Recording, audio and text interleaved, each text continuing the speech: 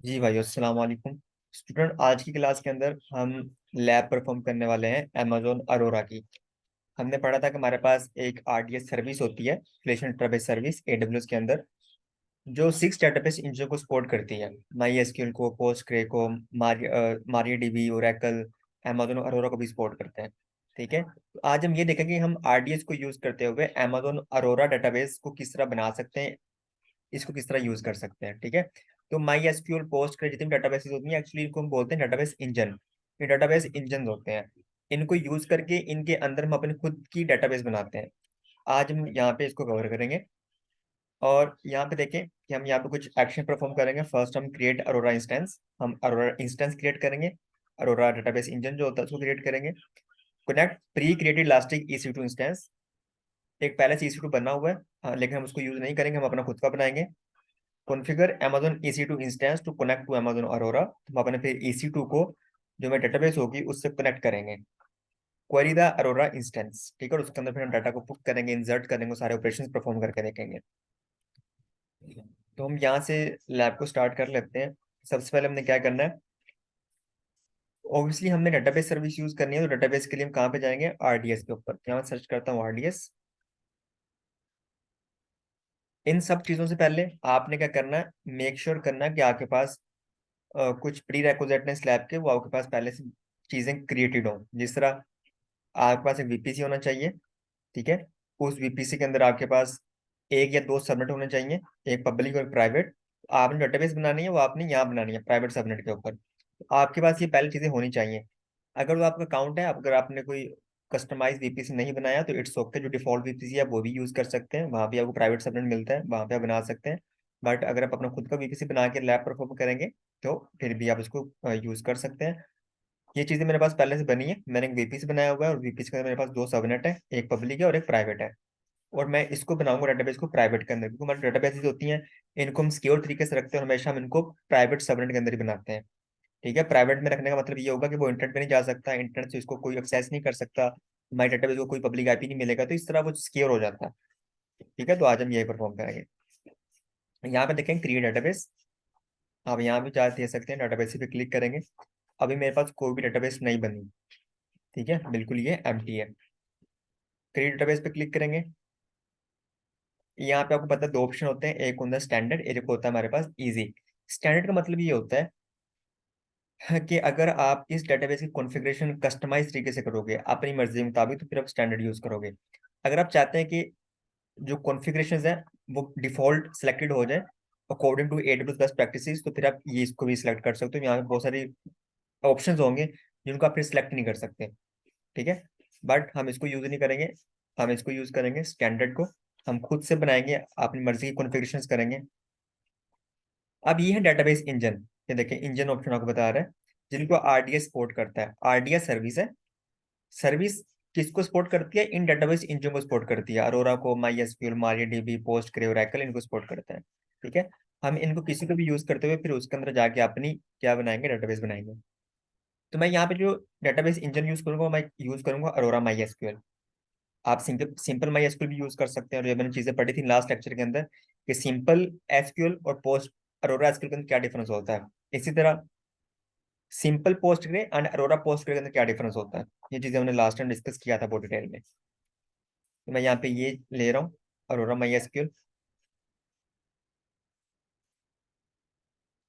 ये engine version है कि आप कौन सा वर्जन यूज करना चाहते हैं। तो मैं यहाँ पे कोई भी सिलेक्ट नहीं करूंगा, मैं डिफॉल्ट रहने दूंगा जो भी इसका चल रहा है करंटली।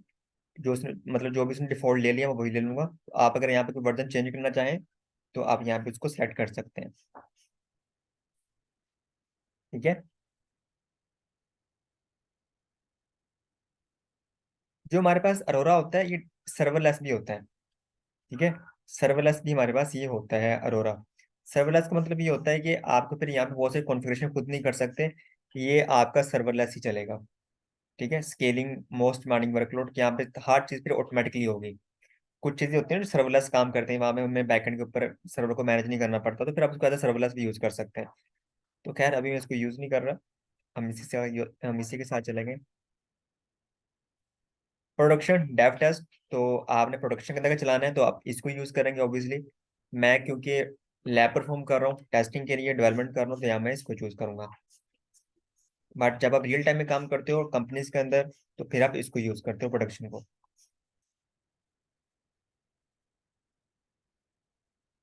डेटाबेस को नाम क्या देना है हमने, डेटाबेस क्लस्टर आइडेंटिफाइड, तो नेम इसको हम यहाँ से दे देते हैं।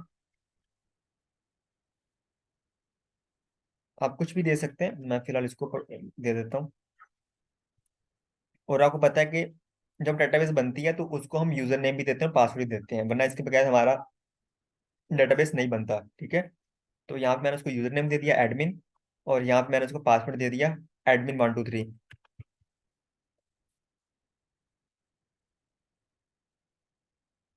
अगर आप यहाँ पे ऑटो जनरेट करेंगे तो ऑटो जनरेट कर देगा पासवर्ड को, फिर आप मैनुअल इसको नहीं कर सकते। तो आपकी मर्जी है, अगर आप कस्टमाइज तरीके से करना चाहते हैं या ऑटो जनरेट पासवर्ड इसका रखना चाहते हो।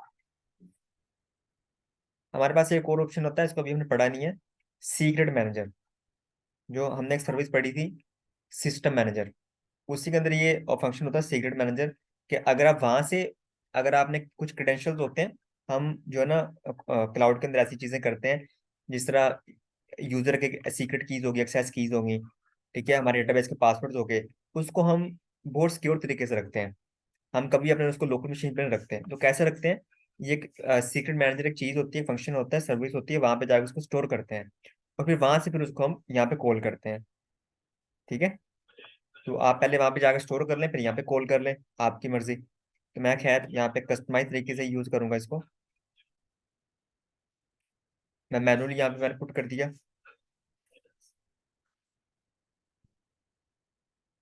एक मिनट,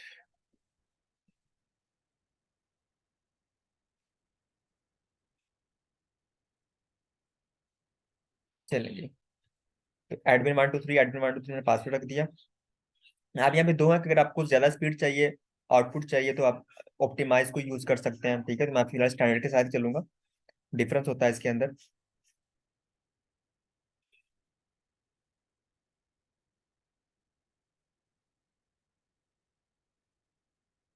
इंस्टेंस कॉन्फ़िगरेशन, ठीक है, अगर आप ये चूज करेंगे तो यहाँ पे क्या होगा कि आपको, जिस तरह हम EC2 बनाते हैं, तो EC2 बनाने के लिए फिर उसको क्या करते हैं, EC2 बनाने के लिए हम उसको मेमोरी देते हैं, स्टोरेज साइन करते हैं, उसको हम वर्चुअल CPU देते हैं। इसी तरह डेटाबेस बन रही है, तो डेटाबेस भी तो बैकएंड के ऊपर किसी सर्वर के ऊपर चलेगी ना, तो उस सर्वर को हमने कितनी रिसोर्सेज देने हैं, तो वो यहाँ पे हम डिफाइन करते हैं। मैं यहाँ पे कोई भी दे सकता हूँ, T3 माइक्रो मीडियम ले लेते हैं, DB T3 मीडियम, जिसमें 2 वर्चुअल CPU मिल रही है मेरे डेटाबेस को, और 4 GB रैम मिल रही है। ठीक है, ये आपने यहाँ पे यूज कर लिया। यहाँ पे अगर आप सर्वलेस यूज करेंगे ना, तो सर्वलेस के अंदर फिर आप उसके जो है ना सिर्फ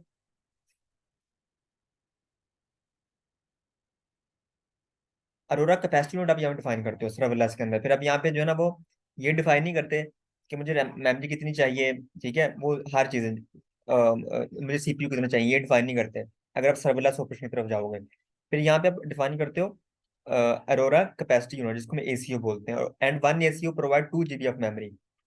और उसको जो वर्चुअल CPU मिलते हैं वो ऑटोमेटिकली उसको मिल जाते हैं, क्योंकि आप सर्वलेस की तरफ जा रहे हैं। ठीक है, तो ये भी इसका ऑप्शन होता है।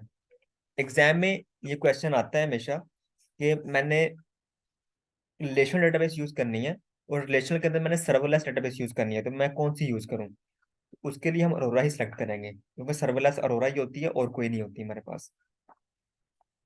खैर मैं यहाँ पे इसको नहीं यूज करूंगा, मैं T क्लास को यूज करूंगा, जिसमें T3 मीडियम। अब ये देखें, वो कह रहे हैं कि अपने मल्टी एजी जाना चाहते हैं या नहीं। नहीं, मैं मल्टी एजी नहीं जाना चाहता। ठीक है, हमने पढ़ा था ना कल, मल्टी एजी में क्या होता है। मल्टी एजी में ये होता है कि अगर आप कोई एक VPC के अंदर डाटाबेस बना रहे हो किसी रीजन के अंदर, ये हमारा रीजन है, इस रीजन के अंदर दो अवेलेबिलिटीज होना है हमारे पास। तो आप क्या करते हो, आप एक प्राइमरी इंस्टेंस बनाते हो यहाँ पे, प्राइमरी डेटाबेस, जहाँ पे तमाम ऑपरेशंस परफॉर्म हो रहे होते हैं, लेकिन अब यहाँ पे सेकेंडरी बना लेते हो दूसरे जोन के अंदर। इससे क्या होता है, इससे होता है कि जो भी डाटा यहाँ पे स्टोर हो रहा होता है, वो सारा कहाँ पे रेप्लिकेट हो रहा होता है, सेकेंडरी डेटाबेस के ऊपर। ठीक है, तो in case of fail over, अगर कहीं पे फेल ओवर हो जाए, ये डेटाबेस बंद हो जाए, एक्सेस ना करे, तो फिर उसको हम यहाँ पे यूज करते हैं, इस डेटाबेस को यूज करते हैं, फिर ये हमारी प्राइमरी बन जाती है।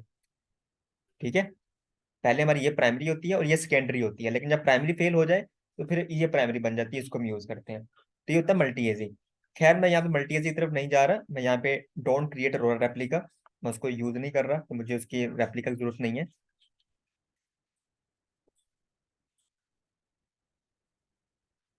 कनेक्ट टू EC2 रिसोर्स से, अगर आपने EC2 से कनेक्ट करना है इसको, तो यहाँ पे सिलेक्ट करने को हो जाएगा, बट फिलहाल मैं अभी नहीं कर रहा। किस VPC में बनाना है आपने, तो मेरे पास डिफॉल्ट मैं उसी के अंदर बनाऊंगा। ठीक है। अब सबनेट ग्रुप कि आपने इसको किस सबनेट ग्रुप में बनाना है। ठीक है, आप यहाँ पे सबनेट ग्रुप भी बनाते हो कि मुझे किस सबनेट बनाना है, तो मैंने सबनेट ग्रुप यहाँ पे क्रिएट नहीं किया, तो बाय डिफॉल्ट बना देगा उसको। ठीक है, अगर तो मैं इसको यस करूंगा तो इसको पब्लिक सबनेट बना देगा, अगर मैं नो करूंगा तो वो उसको प्राइवेट सबनेट बना देगा। तो मैं इसको नो ही कर रहा हूँ यहाँ पे।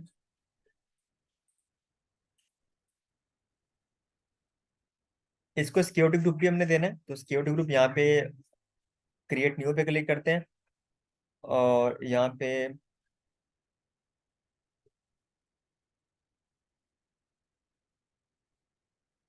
अच्छा, यहाँ पे जो ना हम फिलहाल डिफॉल्ट ही ले लेते हैं, चूज एग्जिस्टिंग, और डिफॉल्ट में जाके इसी को यूज कर लेते हैं। बाद में इसको चेंज कर सकते हैं, कोई मसला नहीं है। तो आप किस जोन बनाना चाहते हैं, तो मैं जोन भी यहाँ पे नो प्रेफरेंस कर रहा हूँ, तो डिफॉल्ट ले लेगा जोन। बाकी चीजें डिफॉल्ट रहने थे, उसको आप चेंज नहीं करना, तो ये कर देखें। कोड 3306 इसकी है। ये देखें, मैंने पढ़ा था ना, रीड एप्ली का भी ऑप्शन मिलता है, अगर आप रीड एप्ली का अगर बनाना चाहते हैं तो भी आपको यहाँ पे ऑप्शन मिलता है, तो यहाँ मैं रीड एप्ली का भी नहीं बना रहा। सर ये डेटाबेस की पोर्ट बताइएगा। क्या कह रहे हैं। डेटाबेस की पोर्ट कहते हैं 3306 को। हाँ, इसकी जो डाटाबेस की डिफॉल्ट पोर्ट होती है वो 3306 ही होती है, आपने इसी को यूज करना होता है। ठीक है, जिस पोर्ट से उसको एक्सेस करते हैं डाटाबेस को।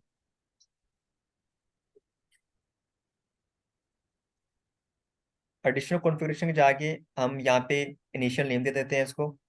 तो इनिशियल नेम देने के लिए मैं यहाँ से देख लेता हूँ उसने कौन सा दिया हुआ है।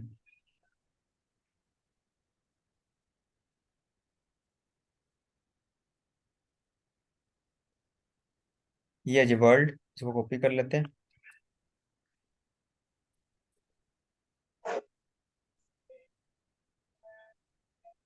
बाकी चीज़ें बाय डिफॉल्ट, ये देखें फेल ओवर, हमने अगर बनाया नहीं तो फेल ओवर भी नहीं कर रहे यहाँ पे। बैकअप इसको डिसेबल कर दे बेशक। Enable auto minor version upgrade करके, माइनर वर्जन उसका अपग्रेड हो तो वो ऑटोमेटिकली उसको अपग्रेड कर दे। आप ये भी ऑप्शन यहाँ सेलेक्ट कर सकते हैं। मैं फिलहाल इसको अनटिक कर रहा हूँ। डिलीशन प्रोटेक्शन, जिस तरह हम EC2 के ऊपर लगाते हैं, अगर कोई आपकी डेटाबेस को डिलीट करना चाहे तो वो नहीं होगी उससे, हमने यहाँ पे इनेबल किया हुआ है। ठीक है, और सिंपल आप यहाँ पे जाके क्रिएट डेटाबेस करते हो, मेरी डेटाबेस यहाँ पे क्रिएट हो जाएगी।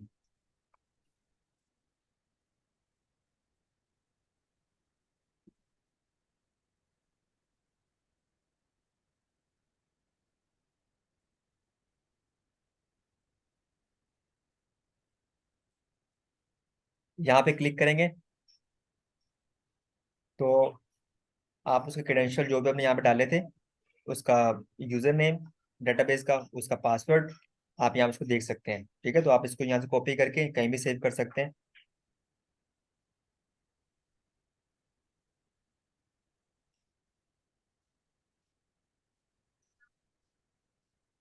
तो अभी ये क्रिएटिंग हो रहा है, मैं इसको रिफ्रेश कर रहा हूँ, अभी ये क्रिएट भी हो जाएगा। तो आप यहाँ देख सकते हैं कि हमने मल्टी एजी चूज नहीं किया था। हाँ ठीक है, मैंने वहां कहा था कि मुझे मल्टी एजी नहीं चलना, मुझे सिंगल एजी बनाओ, मुझे रेप्लिका नहीं बनाना इसका। लेकिन फिर भी उसने, ये देखें, रेप्लिका क्रिएट कर दिया उसका, तो बता सकता है क्यों किया उसने। छेवा बंदा। जी भाइयों,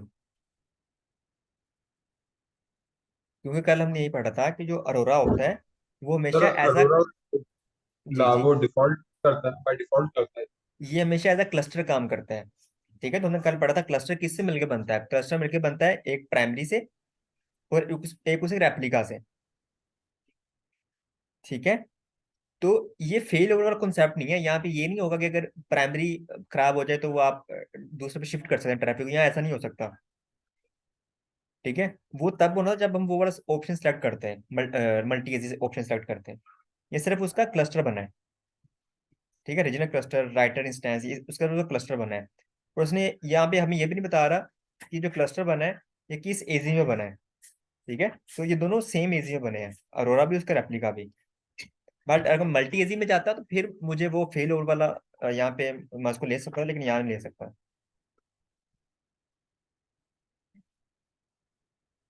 ठीक है, अब हमने सिंपल क्या करना है, अब मैं जाता हूँ अपने EC2 के ऊपर, और हम एक सर्वर क्रिएट कर लेते हैं, EC2 क्रिएट कर लेते हैं, अपना फ्रंट एंड क्रिएट कर लेते हैं।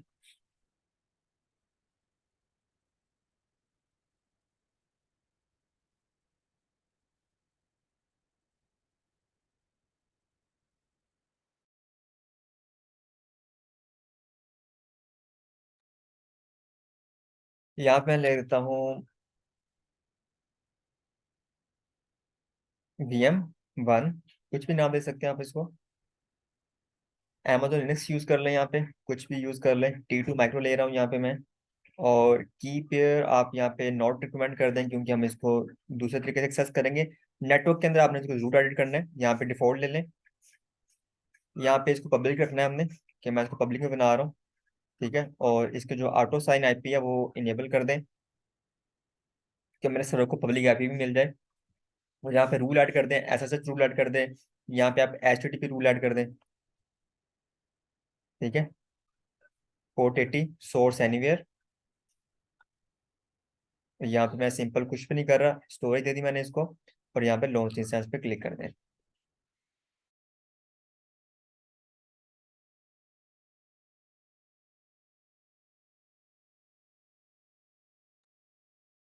अब मैंने इसको बना लिया है, आपने सर्वर को, मेरा सर्वर भी बन चुका है, मेरी वर्चुअल मशीन बन चुकी है। अब थोड़ा सा वेट कर लेते हैं और इसको हम यहाँ से कनेक्ट करेंगे। आप पुटी के थ्रू भी एक्सेस कर सकते हैं इसको, अगर आप पुटी है आप इसको यहाँ से भी एक्सेस कर सकते हैं कनेक्ट पे क्लिक करके। अगर आपने सेशन मैनेजर को एक्सेस करना तो आप उसके थ्रू भी कर सकते हैं, वरना फिर आपको इसको रोल असाइन करना पड़ेगा सेशन मैनेजर के लिए, SSM रोल।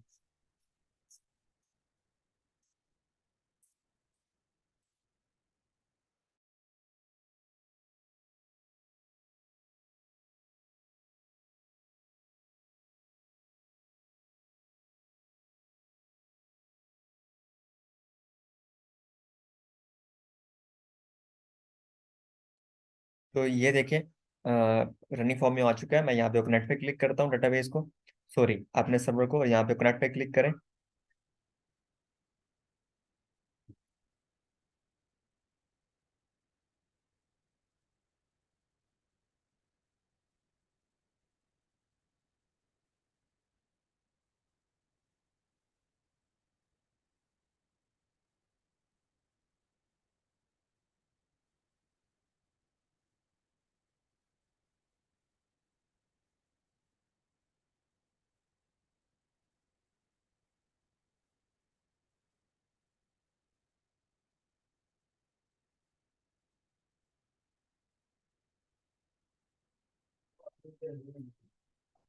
बोल।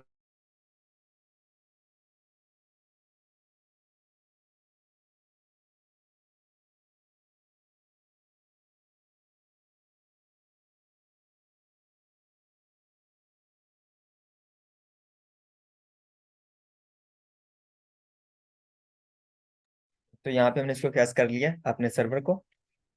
एलएस करता हूँ और सूडो थ्रू कर ले, रूट यूजर बन जाए। एलएस करता हूँ, यहाँ पे देखें सारा कुछ आ रहा है। ठीक है, और यहाँ पे मैं अपनी रीचेबिलिटी चेक कर लेता हूँ।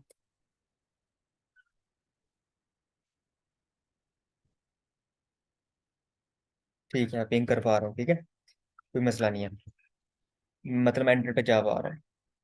अब हमने यहाँ पे क्या करना है, हमने इसको कनेक्ट करना है अपने फ्रंट एंड को बैक एंड से। ठीक है भाइयों, तो वो कैसे कनेक्ट करेंगे हम। सबसे पहले जो हमें काम करना है वो हमें ये करना है कि यहाँ पे हमें ये इंस्टॉल करना है। MariaDB क्लाइंट होता है, इसको इंस्टॉल करना पड़ेगा।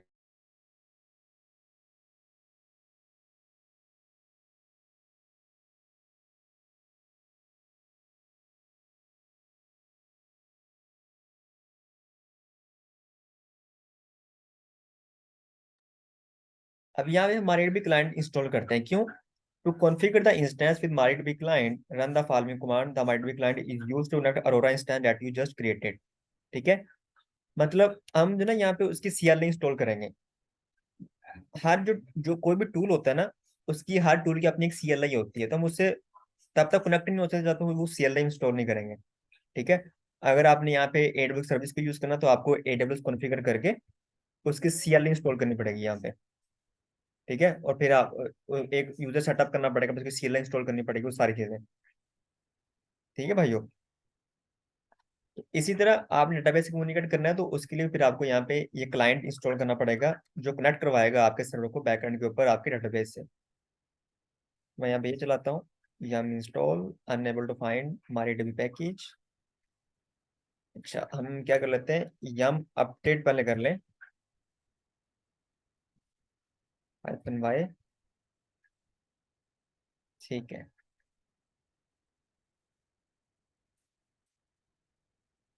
हम क्योंकि पहले ही रूट यूजर है तो हम यहाँ पे इतनी चला लेते हैं, yum इंस्टॉल MariaDB-y।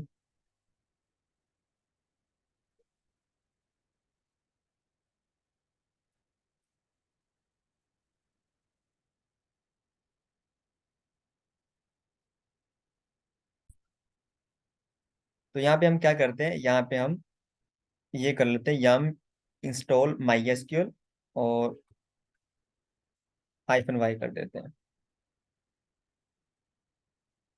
ये भी नहीं कर पा रहा उसको। यहाँ पे अलग तरीके से इसको करते हैं हम, Amazon लिनक्स, हम ये कमांड रन करें।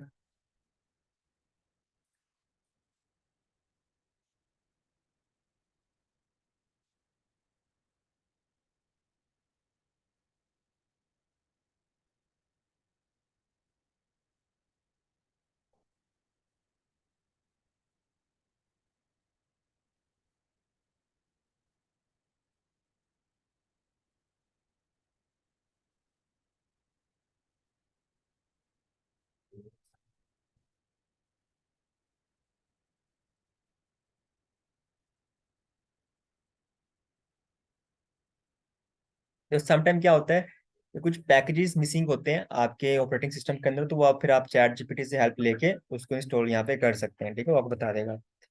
तो मेरे पास जो ना MySQL-b मैं करता हूँ, तो यहाँ पे कमांड नॉट फाउंड। चले, यहाँ पे उसने इंस्टॉल तो वैसे कर दिया है, या मैं इंस्टॉल MySQL-y।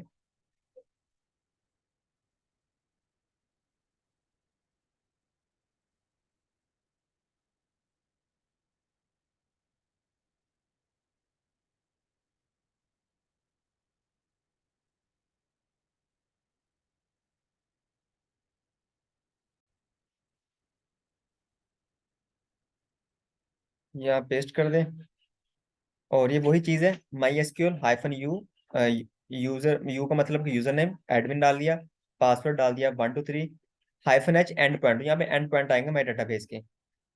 तो उससे पहले एक काम करते हैं, यहाँ पे जाके जो हमारा सिक्योरिटी ग्रुप है उसको थोड़ा मॉडिफाई कर लेते हैं। ये हमारे डेटाबेस से कनेक्ट है, डिफॉल्ट जो हमने सेलेक्ट किया था। इसके इनबाउंड टूल में जाके ऑल ट्रैफिक है, यहाँ पे ऑल ट्रैफिक कर दें, एनीवेयर IPv4 कर दें। यहाँ पे आप टूल ऐड करें, MySQL अरोरा 3306, एनीवेयर IPv4 कर दें और सेव रूल पे क्लिक कर दें। ठीक है, तो हमने अपने डेटाबेस का जो सिक्योरिटी ग्रुप था वो हमने चेंज कर दिया, तो आपने यही लगाना है हमेशा। RDS पे चलते हैं, वहाँ पे डेटाबेस के एंड पॉइंट्स कॉपी करते हैं। एंड पॉइंट जब भी आपकी डेटाबेस बनती है तो डेटाबेस के एंड पॉइंट्स होते हैं, जैसे हमारा पब्लिक DNS होता है, IPv4, इसी डेटाबेस के DNS होते हैं जिसको आप यूज करते हैं एज अ पब्लिक IP। तो ये देखें जी, हमारे पास यहाँ पे सारा कुछ शो कर रहा है हमें, उसकी CPU यूटिलाइजेशन शो कर रहा है उसकी। ठीक है, तमाम चीजें यहाँ पे वो शो कर रहा है हमें।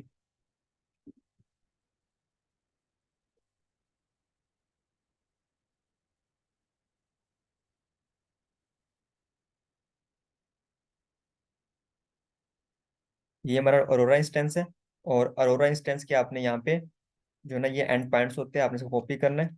कॉपी करने के बाद जो हमारे पास ये कमांड होती है, यहाँ पे सिर्फ आपने इसके पेस्ट कर देना है। ठीक है, इसको जरा बड़ा कर लेते हैं और इसको ऐसे ही कॉपी करते हैं।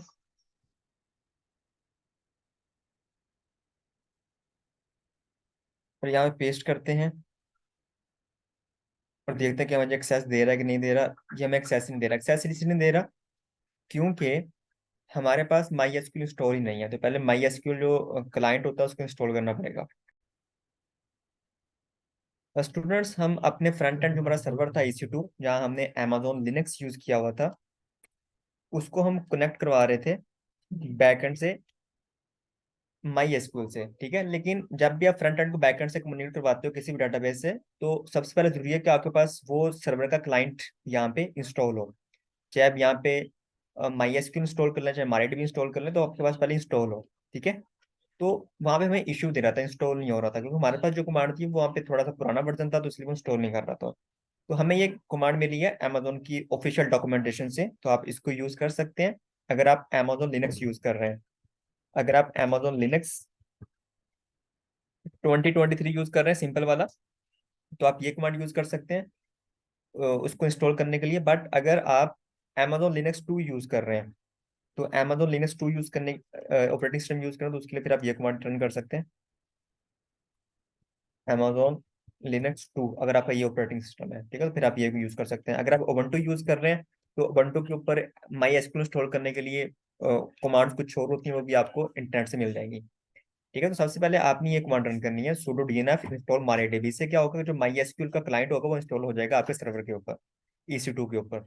तो हमने वही कर लिया कि हमने यहाँ पे इसको हम बंद कर देते हैं। अब हमें कमांड मिल रही थी, तो मैंने जब यहाँ पे कमांड रन की ये वाली, तो उसने उसको इंस्टॉल कर दिया। ये देखो, तो उसने उसको इंस्टॉल कर दिया। ठीक है, फिर हमने उसका, अगर आपने देखना हो कि वाकई इंस्टॉल हो चुका है, तो आप यहाँ पे कमांड चलाएं माई एसक्यूएल वर्जन, तो आपको बता देगा कि आपने जो इंस्टॉल किया उसका कौन सा वर्जन आपने इंस्टॉल किया है। तो आपको यहाँ पे बता देगा। अगर तो वर्जन आपको शो नहीं कर रहा, इसका मतलब है कि आपने उसको इंस्टॉल ही नहीं किया उसने आपके सिस्टम के ऊपर उसको। तो अब हम इजीली डेटाबेस से, जो माई एसक्यूएल डेटाबेस है, उससे कनेक्ट हो सकते हैं। तो उसके लिए हमारे पास एक कमांड होती है ये वाली, माई एसक्यूएल -u, मतलब यूजर नेम। तो यूजर नेम जब हमने डेटाबेस बना रहे थे, तब हमने दिया था एडमिन यूजर नेम दिया था, और यहाँ पे हाइफन हाइफन पासवर्ड लगा के admin123 पासवर्ड जो हमने वहाँ पे स्पेसिफाई किया था। और -h मतलब होस्ट नेम, कि आप किस डेटाबेस से कनेक्ट हो रहे हैं उसका होस्ट, वो होस्ट यहाँ पे स्पेसिफाई करेंगे, मतलब उसका जो एंड पॉइंट होता है डेटाबेस को, वो यहाँ पे हम स्पेसिफाई करेंगे। तो ये पूरी कमांड होती है, ये आप कहीं से मिल जाएगी आपको, इंटरनेट से, ChatGPT से आप ले सकते हैं। यहाँ पेस्ट करता हूँ, इसको एंटर करता हूँ, यहाँ पे देखिए मैं अपनी डेटाबेस से कनेक्ट हो गया हूँ। ठीक है, अगर मैं यहाँ पे बोलूँ कि मुझे डेटाबेसिस शो करो, शो डेटाबेसिस, तो देखिए यहाँ पे कुछ डेटाबेसिस शो कर रहा है, information schema, My SQL information schema, sys, ये डिफॉल्ट बनी हुई है। ये जो बनी है ना वर्ल्ड, ये हमने खुद बनाई है। जब मैं RDS बना रहा था, उसकी जब मैं कॉन्फ़िगरेशन कर रहा था, तो वहाँ पे हमने जो उसको नाम दिया था ना, इनिशियल, मैं आपको दिखा देता हूँ, यहाँ पे हमने उसको नेम दिया था, ये देखें। एडिशनल कॉन्फ़िगरेशन के अंदर जाके मैंने कहा था इनिशियल डेटाबेस नेम, कि मैं डेटाबेस बना दो इस नेम से, वर्ल्ड नेम से। तो ये वो वाली मेरी डेटाबेस है, वर्ल्ड वाली, तो मैं यहाँ पे शो कर रहा है। ठीक है, अब हमने इसको यूज करना है। यहाँ पे अब हम काम करते हैं डेटाबेस के ऊपर, और यहाँ पे अब हम क्या करते हैं, मैं कह रहा हूँ आपने इसको यूज करना है, यूज वर्ल्ड डेटाबेस जो बनी हुई है उसको यूज करो। मैं यहाँ पे कहता हूँ कि जो डेटाबेस वर्ल्ड है उसको आपने यूज करना है।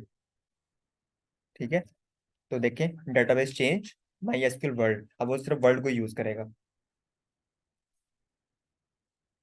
इसके अंदर कुछ भी नहीं है अभी फिलहाल, ये क्योंकि एम्प्टी है। ठीक है, अगर मैं यहाँ से करता हूँ ना, शो टेबल्स, तो एम्प्टी है। इसके अंदर कोई भी हमने टेबल क्रिएट नहीं किया हुआ, डेटाबेस के अंदर कोई भी रिकॉर्ड नहीं है। अब ये एम्प्टी है डेटाबेस।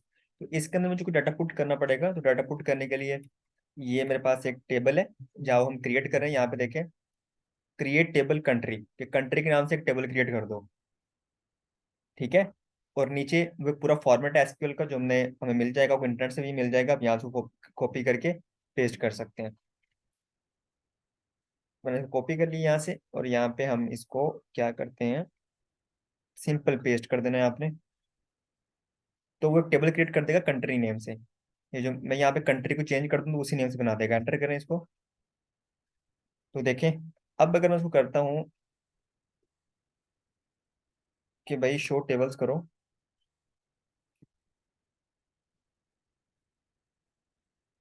हम्म, चलिए दोबारा करना पड़ेगा। कनेक्शन बंद हो गया हमारा।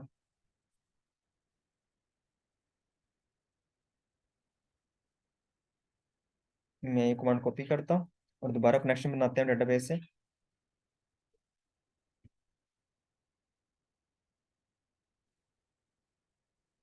मैं कहता हूँ शो डेटाबेसिस। लास्ट पे आपने सेमीकोलन जरूर डालना होता है, ठीक है, वरना वो आपको कमांड नहीं चलेगी। तो मैं कहता हूँ यूज वर्ल्ड, जो वर्ल्ड डेटाबेस है उसको यूज करो। ठीक है, वर्ल्ड आ गई। अब मैं कहता हूँ शो टेबल्स। वो टेबल दिखाओ उसके अंदर कौन कौन से टेबल्स हैं। देखो कह रहा है कंट्री टेबल है। ठीक है, एक कंट्री के नाम से टेबल बन गया जो भी हमने क्रिएट किया। ठीक है भाइयों। तो अब अगर आपने कोई और भी डाटा पुट करना है यहाँ पे तो आप इजिली कर सकते हैं। आपने अगर कोई इंसर्ट करनी, न्यू रोज आपने ऐड करनी है, तो आप यहाँ पे न्यू रोज को ऐड कर सकते हो।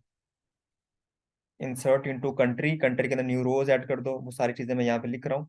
ये हमने पढ़ा था डेटाबेसिस वाला। अगर आपको ये नहीं पता हम किस तरह इंसर्ट करते हैं, किस तरह कमांड रन करते हैं, तो जो डेटाबेस वाला प्लेलिस्ट है उसको देखें जाके। ठीक है, आपको आइडिया हो जाएगा। आप अगर आप यहाँ पे क्वेरी चलाना चाहते हैं, कोई इन्फॉर्मेशन सर्च करना चाहते हैं, तो आप यहाँ भी सर्च कर लें। ये भी हमने चीजें पढ़ी हुई हैं। मैं इस डेटाबेस के अंदर मैं कहता हूँ select all from country, country table बना हुआ है, उसमें तमाम डाटा शो करो। Where GNP greater than this amount and population greater than this amount. तो यहाँ मैं कंडीशन लगा रहा हूँ। ठीक है, एंटर करता हूँ तो देखें आपको सारा डाटा शो कर रहा है जो उसके अंदर बना हुआ है। अगर मैं इसको रिमूव कर देता हूँ, सिंपल ये लगाता हूँ, तो फिर मुझे सारा डाटा शो करेगा। ठीक है, लेकिन ऊपर मैंने कंडीशन लगा दी, मुझे सिर्फ स्पेसिफिक डाटा शो कर रहा था। जी भाइयों, क्लियर है। हमने यहाँ पे क्या किया, एक EC2 बनाया, और बैकएंड के ऊपर हमने एक डेटाबेस बनाई। आपने EC2 को डेटाबेस से कनेक्ट किया, और उसके अंदर हमने डाटा को स्टोर किया।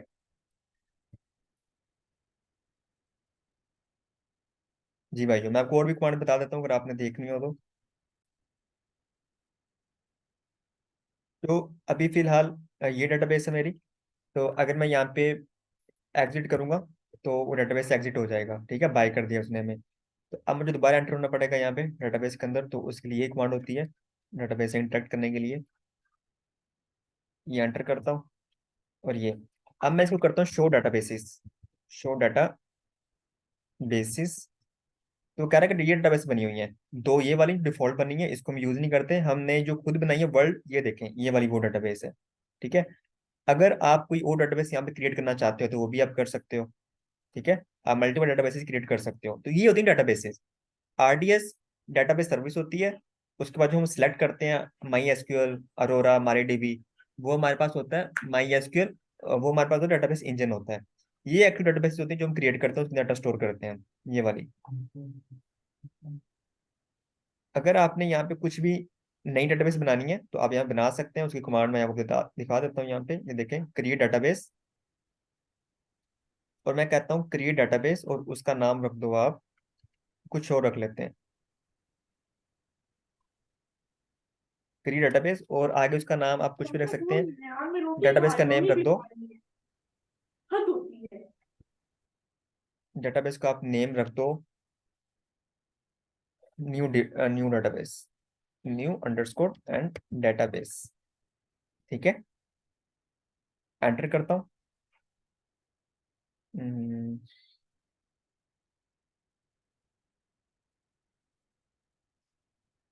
अच्छा, ये आप मेरे लास्ट में वो नहीं लगाया था, तो इसलिए मुझे एरर दे रहा है। अबॉर्टेड करता हूँ यहाँ पे। देखें लास्ट पे आपने सेमीकोलन लगाना होता है, ठीक है, वरना फिर आपकी कमांड नहीं चलेगी। अगर अब मैं उसको कहता हूँ शो डाटाबेसेस करो, तो यहाँ पे एक और डाटाबेस क्रिएट हो चुकी होगी, ये देखें, वर्ल्ड के नाम से, और न्यू डाटाबेसेस के नाम से यहाँ पे क्रिएट हो चुकी है। तो अब यहाँ पे किसी को भी मैं चाहता हूँ कि आप यूज करो किसको, न्यू डाटाबेस को, न्यू अंडरस्कोर डाटाबेस, और लास्ट पे सेमीकोलन, तो उसको वो यूज करेगा। अब यहाँ पे कोई टेबल आप क्रिएट करना चाहते हैं, मैं कहता हूँ शो टेबल्स, तो यहाँ पे कोई टेबल नहीं होगा, डाटाबेस अभी मैंने अभी बनाई है, एम्प्टी होगी बिल्कुल। यहाँ पे कुछ नहीं होगा, एम्प्टी है बिल्कुल। तो यहाँ मैं इसी तरह डाटा ऐड कर सकता हूँ यहाँ पे, ठीक है। और यहाँ पे मैं कहता हूँ कि इसको करो, हम ये वाला यहाँ पे ऐड कर लेते हैं।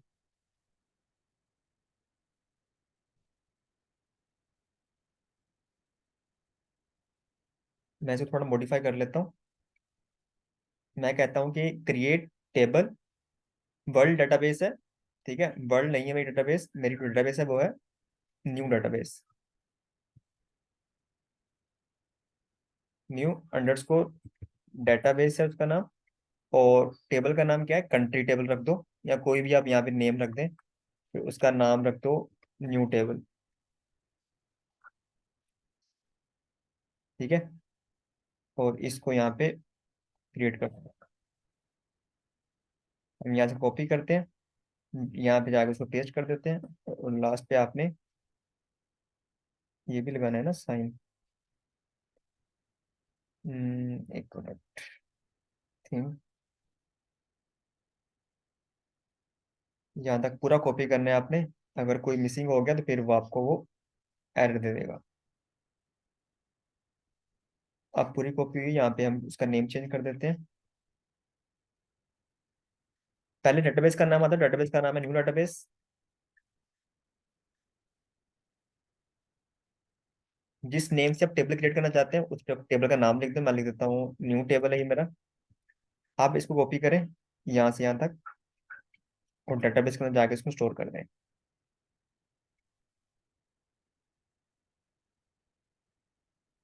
ठीक है, तो हो चुका है न्यू डेटाबेस के अंदर जो ना वो। अगर मैं अब कहता हूँ शो टेबल्स करो भाई, तो देखें यहाँ पे वो न्यू टेबल के नाम से मुझे शो कर रहा है। ठीक है, इसी तरह अगर मैं उसको क्वेरी करना चाहूँ, वहाँ पे कोई क्वेरी चलाना चाहूँ, डाटा मैं यहाँ पे देखना चाहूँ, मैं कहता हूँ कि उसका मुझे पूरा डाटा शो करो, show column from world dot country. लेकिन मुझे ऐसा नहीं लिखना, मुझे लिखना है show columns from new database.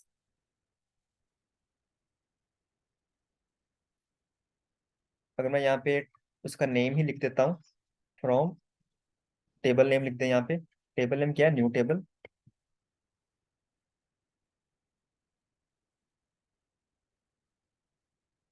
तो आपको सारा डाटा शो करेगा।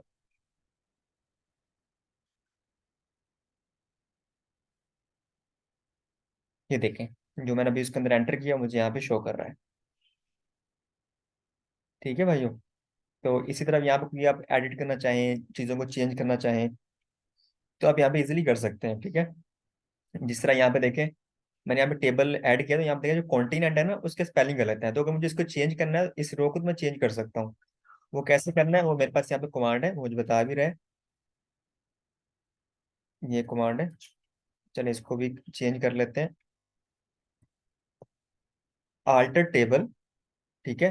टेबल कहाँ पे, कौन सा टेबल है, आप यहाँ तो डेटाबेस का नाम लिखते हैं, सार्ट टेबल लिखते हैं। अगर आप डेटाबेस के अंदर ही हैं तो फिर आपको डेटाबेस का नाम लिखने की जरूरत नहीं है। ठीक है, अगर आप डेटाबेस से बाहर बैठ के कमांड चला रहे हैं तो फिर आपको डेटाबेस का नाम लिखना पड़ेगा। फिलहाल मैं डेटाबेस के अंदर हूँ, तो मैं यहाँ पे जो डेटाबेस का नाम है वो रिमूव कर देता हूँ, हमारी कमांड फिर भी चल जाएगी। और जो कंट्री है इसको रिमूव करके यहाँ पे टेबल का नाम लिखते हैं, तो मेरा टेबल है न्यू टेबल। और रीनेम करो कॉलम कॉन्टिनेंट टू कॉन्टिनेंट, इसको रीनेम कर दो स्पेलिंग को। ठीक है, तो मैं यहाँ पे ये कमांड रन करता हूँ,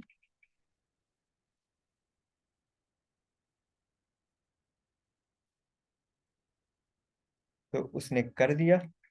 अब अगर मैं वही कमांड रन करता हूँ कि भाई मुझे टेबल शो करो, शो कॉलम्स, तो देखिए उसका नेम चेंज हो गया, ये देखिए, ठीक है। तो आज हमने ये सीखा कि हम डेटाबेस किस तरह क्रिएट कर सकते हैं, हम किस तरह डेटाबेस के अंदर अपने फ्रंट एंड को बैक एंड से कनेक्ट कर सकते हैं, और किस तरह हम वहाँ डाटा को एडिट कर सकते हैं, इंसर्ट कर सकते हैं, टेबल्स क्रिएट कर सकते हैं। And that's all. ठीक है भाइयों, अगर तो लैब आप अपने अकाउंट से परफॉर्म कर रहे हैं तो आपको बहुत ज़्यादा बिल आने वाला है, इसलिए इसको डिलीट कर दें फौरन से।